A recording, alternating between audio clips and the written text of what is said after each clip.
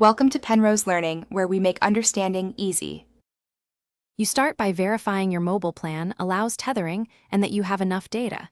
Carriers cap speeds or block tethering sometimes. Once confirmed, connect the phone to the laptop with a quality USB cable to avoid intermittent disconnects. Next, open your phone's hotspot or USB tethering toggle. This creates a network interface the computer can see.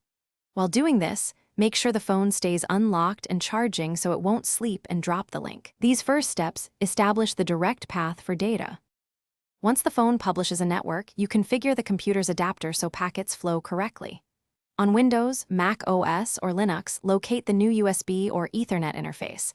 If DHCP assigns an address, you're ready, but if not, set a manual IP in the phone subnet 192, 168, 42, 10 with a 255, 255, 255, 0 mask works. Then adjust the default gateway to the phone's IP and ensure the system's routing metric. You finish by verifying the connection.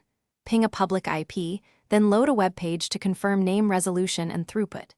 If performance is poor, check signal strength and carrier throttling. Sometimes switching from Wi-Fi hotspot to USB tethering reduces latency and improves stability. Once done, make sure the phone stays charged and that power settings won't disable tethering. If something goes wrong, toggle tethering, update network drivers, try a different cable, and reboot both devices. This resolves most common issues quickly.